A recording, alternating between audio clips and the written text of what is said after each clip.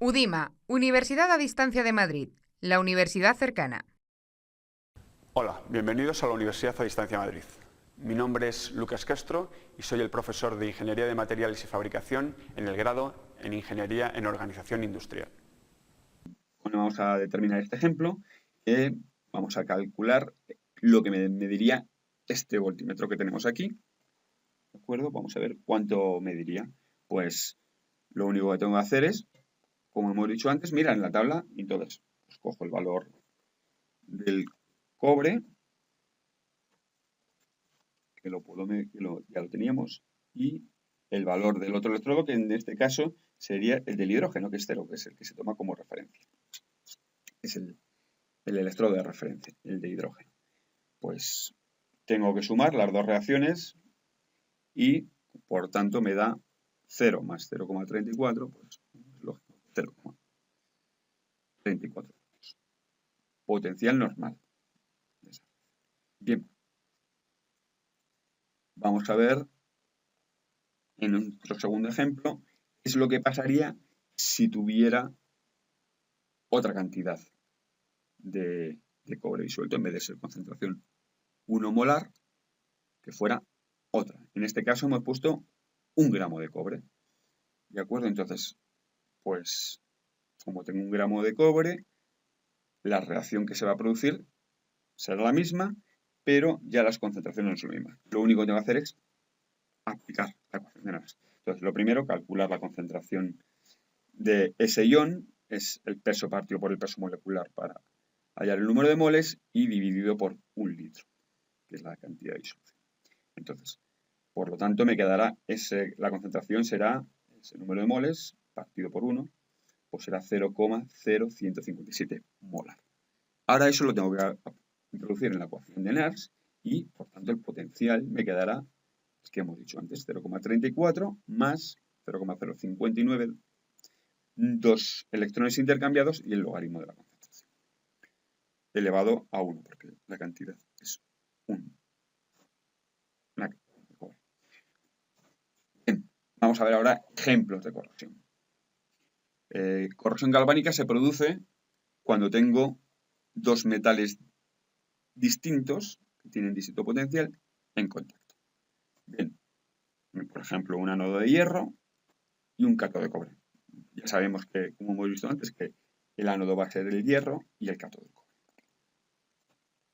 Pues eso es lo que pasaría.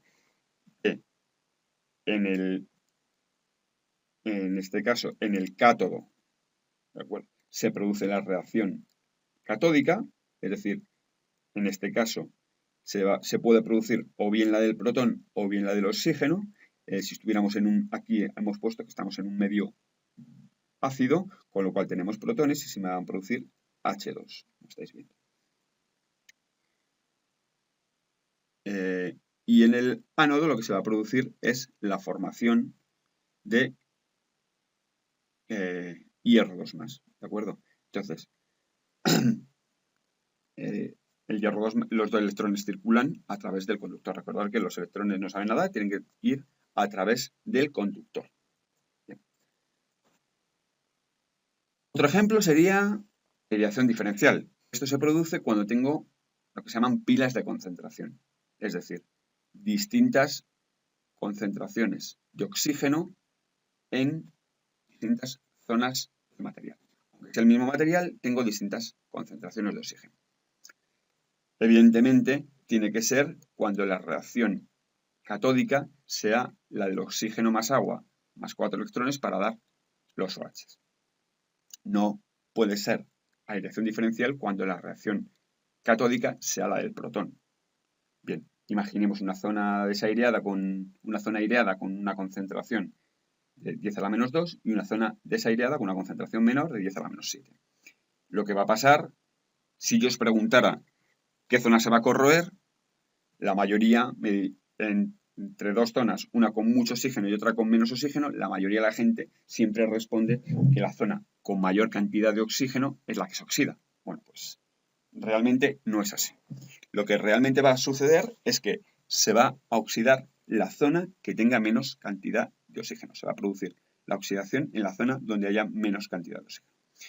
Esto es por motivos termodinámicos, porque si realizáis el cálculo de la ecuación de Nernst aplicadas a estas dos concentraciones de oxígeno, va a salir que la que mayor tendencia tenga a producirse es va a producir un potencial menor, más bajo, es la de la zona desaireada. En esa zona se va a producir la reducción. ¿De acuerdo? Entonces, si queréis calcularlo, lo podéis calcular y os va a salir que es más bajo con 10 a la menos 7. Entonces, en la zona anódica se va a producir la oxidación del metal, y en la zona catódica lo que va a producirse es la reacción del oxígeno más agua, pero en la zona de menor concentración de oxígeno. Bien. Lo estamos viendo, este sería un ejemplo, y hay muchos ejemplos que podéis ver, en el cual, por ejemplo, en esta zona de aquí, donde es más difícil el acceso del oxígeno, porque hay menos concentración de oxígeno que en la zona exterior, pues en estas zonas es donde se produce la corrosión. En las farolas también es muy típico, en las zonas estas, en una papelera, en las zonas de anclaje, donde es más difícil que acceda al oxígeno, es donde se produce en una pila, por ejemplo, en esta zona de aquí, donde la cantidad de oxígeno es más difícil que acceda en estas zonas.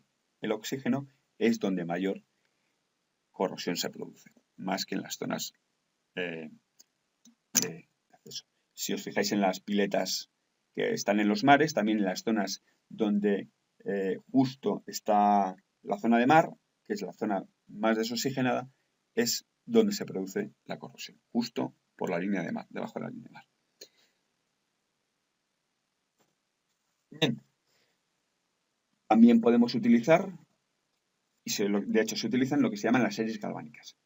Estos lo que hacen es comparar, en vez de ya elementos de la tabla periódica y reacciones químicas, es comparar materiales. Y materiales en distintos medios. Por ejemplo, es para una serie galvánica en agua de mar. Entonces, compara los materiales, la tendencia a que se oxiden en este medio, en agua de mar. Pueden producirse, existen series galvánicas para atmósfera, en atmósfera contaminante, en atmósfera rural, en atmósfera urbana. Entonces, compara cuál es la tendencia a oxidarse de ese material en ese ambiente. Bueno, esto ha sido todo por hoy. Espero que el vídeo os haya sido de utilidad y continuamos en próximos vídeos. Nos vemos en la Universidad de Distancia de Madrid.